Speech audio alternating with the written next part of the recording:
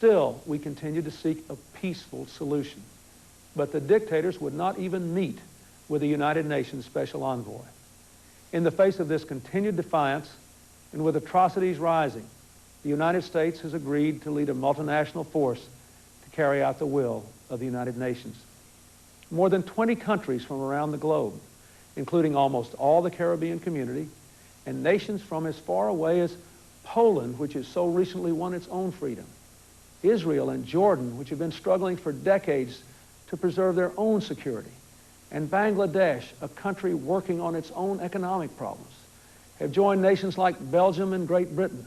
They have all agreed to join us because they think this problem in our neighborhood is important to their future interest and their security.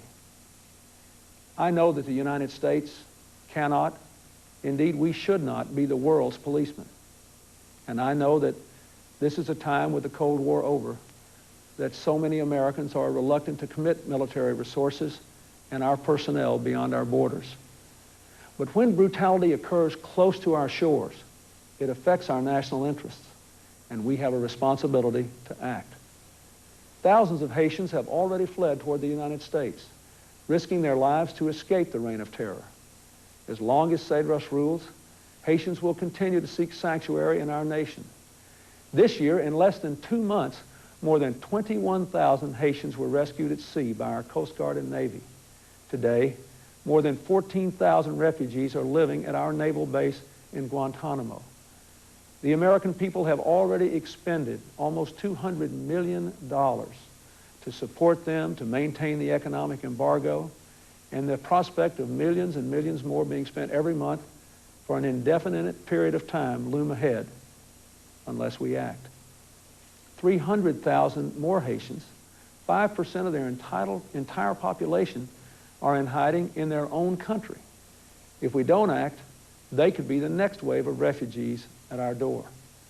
We will continue to face the threat of a mass exodus of refugees and its constant threat to stability in our region and control of our borders. No American should be surprised that the recent tide of migrants seeking refuge on our shores comes from Haiti and from Cuba.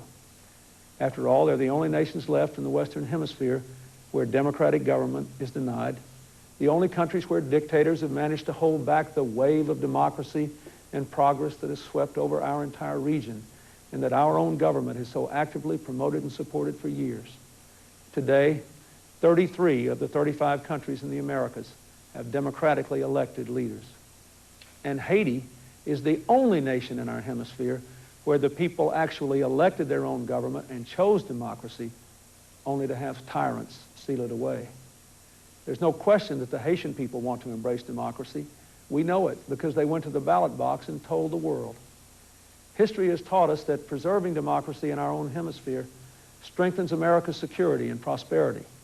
Democracies here are more likely to keep the peace and to stabilize our region. They're more likely to create free markets and economic opportunity, and to become strong, reliable trading partners. And they're more likely to provide their own people with the opportunities that will encourage them to stay in their nation and to build their own futures. Restoring Haiti's democratic government will help lead to more stability and prosperity in our region, just as our actions in Panama and Grenada did. Beyond the human rights violations, the immigration problems, the importance of democracy, the United States also has strong interest in not letting dictators, especially in our own region, break their word to the United States and the United Nations. In the post-Cold War world, we will assure the security and prosperity of the United States with our military strength, our economic power, our constant efforts to promote peace and growth.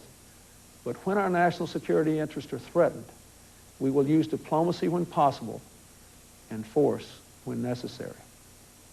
In Haiti, we have a case in which the right is clear, in which the country in question is nearby, in which our own interests are plain, in which the mission is achievable and limited, and in which the nations of the world stand with us. We must act. Our mission in Haiti, as it was in Panama and Grenada, will be limited and specific. Our plan to remove the dictators will follow 2 phases. First, it will remove dictators from power and restore Haiti's legitimate, democratically elected government. We'll train a civilian-controlled Haitian security force that will protect the people rather than repress them. During this period, police monitors from all around the world will work with the authorities to maximize basic security and civil order and minimize retribution. The Haitian people should know that we come in peace. And you, the American people, should know that our soldiers will not be involved in rebuilding Haiti or its economy. The international community, working together, must provide that economic, humanitarian, and technical assistance necessary to help the Haitians rebuild. When this first phase is completed, the vast majority of our troops will come home in months, not years. I want our troops and their families to know that we'll bring them home just as soon as we possibly can. Then, in the second phase, a much smaller U.S. force will join forces from other members of the United Nations. And their mission will leave Haiti after elections are held next year and a new Haitian government takes office in early 1996. Tonight, I can announce that President Aristide has pledged to step down when his term ends, in accordance with the Constitution he has sworn to uphold. He has committed himself to promote reconciliation among all Haitians and to set an historic example by peacefully transferring power to a duly elected successor. He knows, as we know, that when you start a democracy, the most important election is the second election. President Aristide has told me that he will consider his mission fulfilled not when he regains office, but when he leaves office to the next democratically elected president of Haiti. He has pledged to honor the Haitian voters who put their faith in the ballot box. In closing, let me say that I know the American people are rightfully concerned whenever our soldiers are put at risk. Our volunteer military is the world's finest, and its leaders have worked hard to minimize risks to all our forces. But the risks are there, and we must be prepared for that. I assure you that no president makes decisions like this one without deep thought and prayer. But it's my job as president and commander-in-chief to take those actions that I believe will best protect our national security interests. Let me say again, the nations of the world have tried every possible way to restore Haiti's democratic government peacefully. The dictators have rejected every possible solution. The terror, the desperation, and the instability will not end until they leave. Once again, I urge them to do so.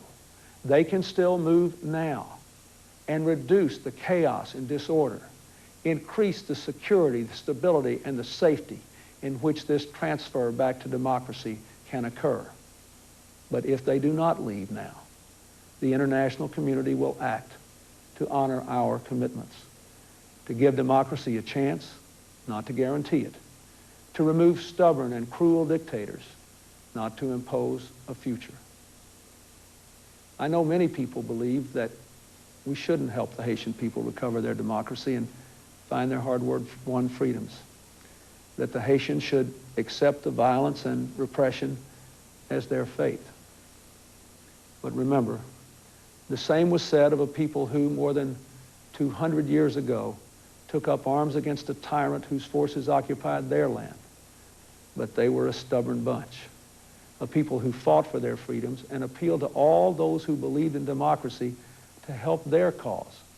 And their cries were answered, and a new nation was born, a nation that ever since has believed that the rights of life, liberty, and the pursuit of happiness should be denied to none. May God bless the people of the United States and the cause of freedom. Good night.